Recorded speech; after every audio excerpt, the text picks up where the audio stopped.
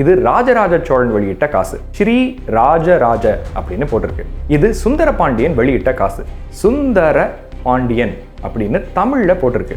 சோழர்கள் ரொம்ப நெருங்கி வந்தா கூட இப்படி தொடர்ந்து 2000 வருஷம் ஆட்சி பண்ண ஒரே ராஜ்யம் உலகத்திலேயே பாண்டியர்கள் மட்டும்தான்.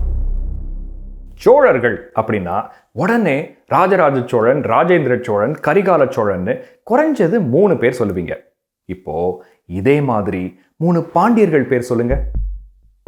சுந்தர பாண்டியன், அப்புறம் உலகத்திலேயே 2000 வருஷமா தொடர்ந்து ஆட்சி செஞ்ச ஒரே ராஜ்யம் பாண்டியர்களோடது.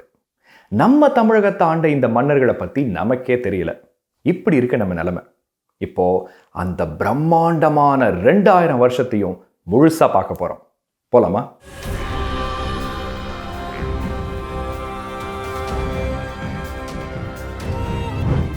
வெல்க மீன் கொடி, மீன் கொடி, மீன் கொடி, வெல்க.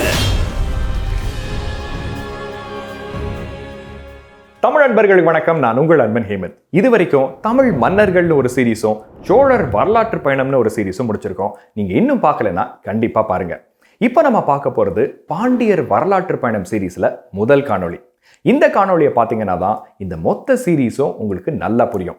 இன்னைக்கு எல்லாருக்கும் சோழர்கள் தெரிஞ்ச அளவுக்கு பாண்டியர்கள் பத்தி தெரியல.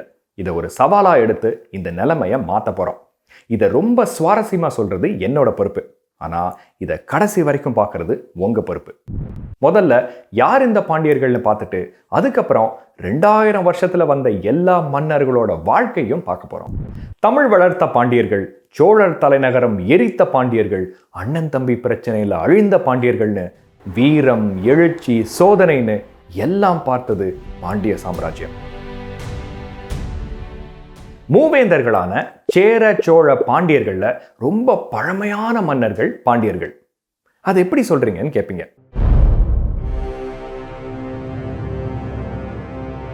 இதுக்கு நாம குமரிக்கண்டம் வரைக்கெல்லாம் போக வேண்டாம். 2300 வருஷத்துக்கு முன்னாடி ஆட்சி செஞ்ச அசோகரோட கல்வெட்டுகள்ல பாண்டியர்கள் பத்தி குறிப்பு இருக்கு. இங்க பாண்டியா அப்படின்னு பிராமி எழுத்துல பொறிக்கப்பட்டிருக்கு. ஆனா இதுல பாண்டியர் போக சோழர்களும் சேரர்களும் குறிப்பிடப்படுறாங்க. சரி, அப்ப இன்னொரு ஆதாரம் பார்ப்போம். 2400 வருஷத்துக்கு முன்னாடி வாழ்ந்த கிரேக்க நாட்டு மெகஸ்தினிஸ் தன்னோட இண்டிகாங்கிற நூல்ல பாண்டிய நாட்டை பத்தி மட்டும் தான் குறிப்பிடுறாரு. சரி, இதையும் விட்டுருவோம். மதுரை மாங்குளம் கல்வெட்டுல பாண்டிய மன்னர் நெடுஞ்செழியன் பேரு போட்டிருக்கு. தம்மம் ஈத்த நெடுஞ்செழியன் அப்படின்னு தமிழில போட்டிருக்கு. இது எத்தனை பேருக்கு தெரியும்னு தெரியல. பழமையான தமிழ் கல்வெட்டுகள் ஒன்று கூட சோழ நாட்டில் கண்டுபிடிக்கப்படலை. ஆனால் எக்கச்சக்கமா பாண்டிய நாட்டில் தான் கிடைச்சிருக்கு. இந்த ஒரு விஷயம் போதும் பாண்டியர்களோட பழமையை சொல்றதுக்கு. இப்போ பாண்டியர்கள் பத்தி முக்கியமான 5 விஷயங்கள் பார்ப்போம்.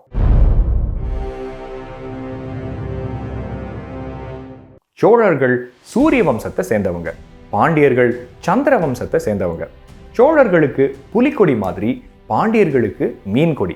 சில இடங்கள்ல 2 மீன்கள் நடுவுல செண்டு, அதாவது ஒரு செங்கோல் இருக்கும். சோழர்கள் ஆத்திப்பூ மாலை சூடியிருக்காங்க, பாண்டியர்கள் வேப்பம்பூ மாலை சூடியிருக்காங்க. இன்னைக்கும் கூட மதுரை மீனாட்சி அம்மனுக்கு வேப்பம்பூ மாலை சூட்டுறாங்க. மீனாட்சி அம்மனே ஒரு பாண்டிய இளவரசின்னு ஒரு புராண கதை இருக்கு. 4வது விஷயம், பாண்டியர்களுக்கு குறைஞ்சது 5 தலைநகரங்கள் இருந்திருக்கு. சங்க இலக்கியங்கள்ல சொல்லப்படுற தென்மதுரை, கபாடபுரம், அதுக்கப்புறம் கொற்கையும் மதுரையும் தலைநகரமா இருந்திருக்கு. அதுக்கப்புறம் ரொம்ப பிற்காலத்துல தென்காசி தலைநகரமா இருந்திருக்கு. இப்போ கடைசியா நாணயங்கள். இது ராஜராஜ சோழன் வெளியிட்ட காசு. வடமொழி நாகரி எழுத்துல ஸ்ரீ ராஜ ராஜ அப்படின்னு போட்டிருக்கு. இது சுந்தர பாண்டியன் வெளியிட்ட காசு. சுந்தர பாண்டியன் அப்படின்னு தமிழ்ல போட்டிருக்கு. பின்னாடி 2 மீனும் நடுவுல செண்டும் இருக்கு. இப்போ பாண்டிய மன்னர்களை பார்க்கறதுக்கு முன்னாடி அவங்க காலத்தை 5ஆ பிரிக்க போறோம்.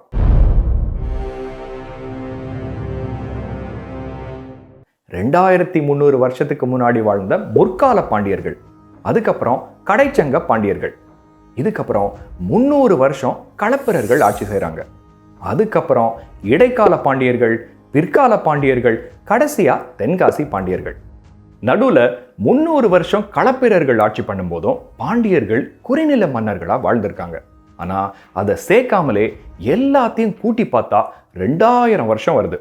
சோழர்கள் ரொம்ப நெருங்கி வந்தா கூட இப்படி தொடர்ந்து 2000 வருஷம் ஆட்சி பண்ண ஒரே ராஜ்யம் உலகத்திலேயே பாண்டியர்கள் மட்டும்தான். சரி, இப்போ இந்த 5 காலத்துல வாழ்ந்த மன்னர்களையும் அவங்களோட வாழ்க்கையும் பார்க்க போறோம். பயணத்துக்கு தயாராகுங்க. இப்போ குமரிக்கண்டத்துக்கு போக போறோம். இப்ப நாம இருக்கிற காலம் ஏறத்தாழ கிமு 600, அதாவது 2600 வருஷத்துக்கு முன்னாடி. கன்னியாகுமரிக்கு கீழே இருந்த குமரிக்கண்டம் இல்ல குமரி நாடுங்கிற பகுதியில தான் முற்கால பாண்டியர்கள் ஆட்சி பண்ணதா இலக்கியங்கள் சொல்லுது. இது இன்னைக்கு எங்க இருக்கு? சிலப்பதிகாரம் என்ன சொல்லுதுன்னு பாருங்க. பக்குருளி ஆற்றுடன் பன்மலை அடுக்கத்து குமரிக்கோடும் கொடுங்கடல் கொள்ள கடற்கோள், அதாவது சுனாமினால அழிஞ்சு போயிருக்கு முற்கால பாண்டியர்களோட நாடு. இங்க ஆட்சி பண்ணவர் தான் நம்ம முதல் மன்னர் வடிவலம்பன் என்ற பாண்டியன். இங்க பக்ருளி அப்படின்னு ஒரு பழங்கால ஆறு ஓடி இருக்கு. இந்த ஆறு ஓடுன நாட்டுல கடல் தெய்வத்துக்கு விழா எடுத்திருக்காரு இந்த மன்னர்.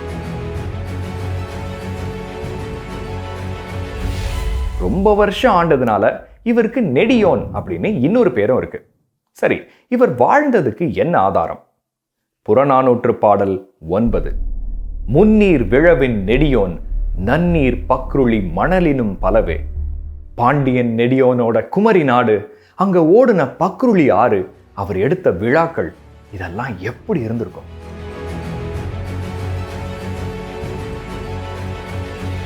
அடுத்த மன்னர் 1000 வேள்விகள், அதாவது யாகம் நடத்தியவர்.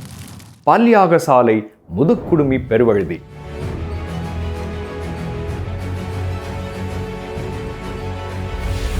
புறநானூர்ல மட்டும் இல்லாம பிற்கால செப்பேடுகள்லையும் புகழப்படுறவர்.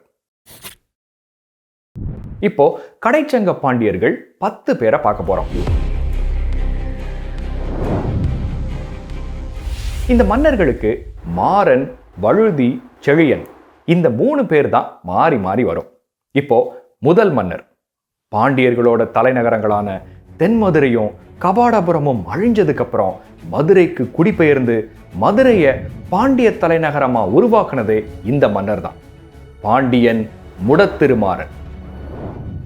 இவர் மதுரையில் ஆரம்பிச்சு வச்சதுதான் கடைச்சங்கம். இன்னைக்கு இருக்கிற புறநானூறு, அகநானூறு, கலித்தொகை எல்லாம் புலவர்களால் அரங்கேற்றப்பட்டது இந்த காலத்துல தான். இனிமேல் மதுரைன்னு சொன்னாலே இந்த முடத்திருமாறன் உங்களுக்கு ஞாபகம் வரணும். அடுத்த மன்னர். நமக்கெல்லாம் ஷேக்ஸ்பியர் தெரியும். எத்தனையோ ஆங்கில நாடகங்கள் இயற்றியவர். ஆனா 2000 வருஷத்துக்கு முன்னாடி நாடக தமிழ் நூல் இயற்றிய ஒரு பாண்டிய மன்னர் நமக்கு தெரியல. இவர்தான் பாண்டியன் மதிவாணன். அடுத்தது நீதி தவறாத மன்னர் அப்படின்னாலே மனுநீதி சோழனை தான் எப்பவும் சொல்றோம். ஆனா நீதி தவறாத பாண்டிய மன்னர் பத்தி தெரியுமா? பாண்டிய நாட்டுல கீரந்தை அப்படின்னு ஒருத்தர் அவரோட மனைவியோட வாழ்றாரு. ஒரு நாள் மனைவியை வீட்டுல விட்டுட்டு வெளியூருக்கு கிளம்பும் போது அவர் மனைவி தனியா இருக்க பயப்படுறாங்க. அதுக்கு நம்ம மன்னரோட செங்கோல் உன்னை எப்பவும் காக்கும் அப்படின்னு சொல்லிட்டு கிளம்புறாரு. இதை கேள்விப்பட்ட மன்னர் மக்கள் அவர் மேல வச்சிருக்கிற நம்பிக்கையை நினைச்சு சந்தோஷப்படுறாரு. அடுத்த நாள் இரவு நேரத்துல அந்த வீட்டு பக்கத்துல மன்னர் போகும்போது அந்த வீட்டுக்குள்ள இருந்து 2 பேர் பேசுற சத்தம் கேக்குது. யாரு சத்தம் இது? இவங்க நம்ம மேல வச்சிருக்கிற நம்பிக்கை வீண் போகக்கூடாது, யாரோ வந்திருக்காங்க, என்னன்னு பாப்போன்னு மன்னர் வீட்டு கதவை தட்டுறாரு. அப்புறம் தான் புரியுது, வெளியூர் போன கணவர் சீக்கிரமே திரும்ப வந்துட்டாருன்னு. ஆனா இரவு நேரத்துல யாரோ கதவை தட்டுற சத்தம் கேட்ட கணவர் மனைவி மேல சந்தேகப்படுறாரு. இந்த நேரத்துல உன்னை யாரு பார்க்க வர்றா அப்படின்னு மனைவி கிட்ட கேட்கிறாரு. அதுக்கு மனைவி, மன்னரோட செங்கோல் என்ன காக்கும்னு சொல்லிட்டு தானே போனீங்க, அது இப்பவும் என்ன காக்கும் அப்படின்னு சொல்றாங்க. வெளியில நின்றுட்டு இருந்த மன்னர், ஐயோ இப்ப நான் தான் கதவை தட்டுனேன்னு தெரிஞ்சா குழப்பமாயிருமேன்னு உடனே அந்த தெருவில் இருந்த எல்லா வீட்டு கதவுலையும் தட்டிட்டு போறாரு. அடுத்த நாள் காலையில அந்த தெரு மக்கள் மன்னர்கிட்ட, நேத்து இரவு ஒரு திருடன் எங்க எல்லார் வீட்லயும் கதவை தட்டிட்டு ஓடிட்டான்னு சொல்றாங்க. நீதி காக்கும் மன்னா, நீங்க அவனோட கையை வெட்டணும் அப்படின்னு சொல்றாங்க. செங்கோல் ஆட்சி செஞ்ச அந்த பாண்டிய மன்னர் தன்னோட வாளை எடுத்து அவர் கையை வெட்டிக்கிறாரு. இந்த மன்னர் தான் பொற்கை பாண்டியன்.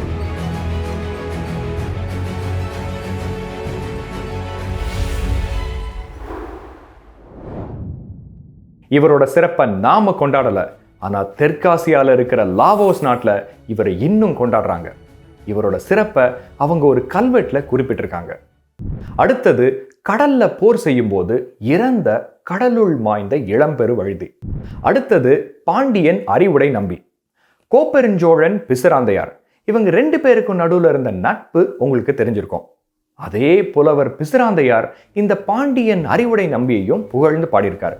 அப்போ சோழ மன்னரான கோப்பெருஞ்சோழனும் பாண்டியன் அறிவுடை நம்பியும் ஒரே காலத்துல வாழ்ந்தவங்க. செந்தமிழ் புலமை மிக்க இந்த மன்னர் சங்க இலக்கியத்துல நிறைய பாடல்கள் பாடியிருக்கார். அடுத்தது, ஒல்லையூர் தந்த பூத பாண்டியன். இவர் இறக்கும்போது பிரிவு தாங்க முடியாம இவரோட மனைவி வாழ்நாள் பூரா ஒரு விதவையா வாழ்றதுக்கு பதிலா என்னோட கணவர் கூடவே இறப்பது மேல்னு தீயில பாஞ்சு உடன்கட்டை ஏறியிருக்காங்க. அடுத்த மன்னர் உங்களுக்கு ஏற்கனவே தெரிஞ்சிருக்கும், ஆரிய படை கடந்த நெடுஞ்செழியன். இவர் வடநாட்டு ஆரியர்களை வென்றனால இந்த பேர் வந்தது. இவர் யாருன்னு இன்னும் உங்களுக்கு தெரியலன்னா இன்னொரு விஷயம் சொல்றேன். கண்ணகி கதை உங்களுக்கு தெரிஞ்சிருக்கும். தன்னோட கணவன் கோவலன் பாண்டிய மன்னரால தப்பா குற்றம் சுமத்தப்பட்டு கொல்லப்பட்டாருன்னு தெரிஞ்சு கண்ணகி தன் கணவன் நிரபராதின்னு மன்னர்கிட்ட நிரூபிக்கிறாங்க.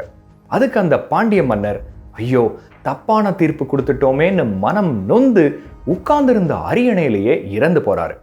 இந்த மன்னர் வேற யாரும் இல்ல, ஆரிய படை கடந்த நெடுஞ்செழியன்.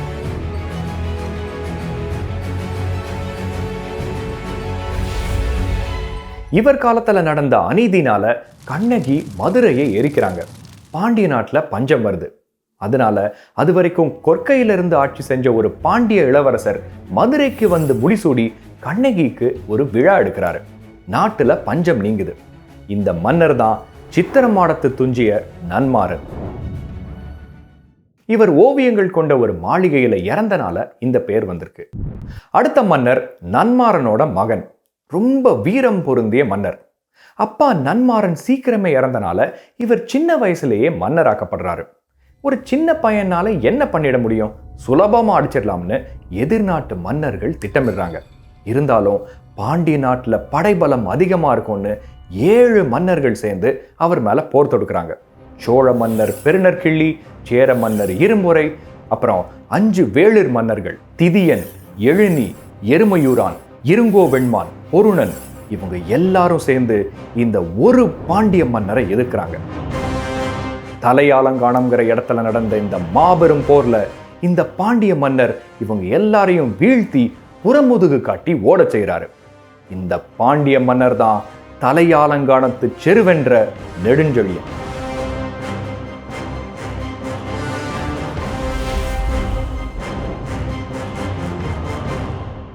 சங்க இலக்கியத்தில் இருக்கிற மதுரை காஞ்சி, நெடுநல்வாடை, இது 2மே இந்த மன்னரோட புகழ பாடுது. இப்போ கடைசி மன்னர் கானப்பேர் கடந்த உக்கிர பெருவழுதி. கானப்பேருங்கிறது இன்னைக்கு இருக்கிற சிவகங்கைக்கு பக்கத்துல இருக்கிற காளையார் கோவில். இதை வென்றதுனால இந்த பேர் வந்திருக்கு. ருத்ர சன்மர் அப்படிங்கிற புலவரை வச்சு அகநானூறு பாடல்களை தொகுத்தவர் இவர்தான். இதுவரைக்கும் 10 கடைச்சங்க காலத்து பாண்டியர்கள் பார்த்து முடிச்சிட்டோம். ஆனா இந்த காலத்துல மொத்தம் 49 பாண்டிய மன்னர்கள் இருந்ததா குறிப்புகள் இருக்கு. இன்னைக்கு இதுல சில மன்னர்களோட பெயர்கள் மட்டும்தான் தெரியுது. ஆனா வரலாறு அழிஞ்சிருச்சு. சரி, இப்ப கடைச்சங்க பாண்டியர்களை முடிச்சிட்டு கிபி 300க்கு வந்துட்டோம். இந்த காலகட்டத்துல மூவேந்தர்களை வீழ்த்தி களப்பிரர்கள் ஆட்சி செய்றாங்க. மூவேந்தர்கள் குறுநில மன்னர்களா ஒடுங்கி வாழ்றாங்க. கடைச்சங்கமும் முடிவுக்கு வருது.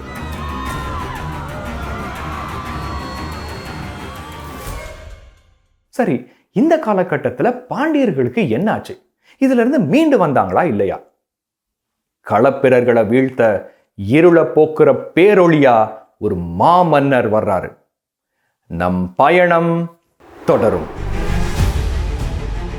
கடுங்கோன் என்னும் கதிர்வேல் தென்னன்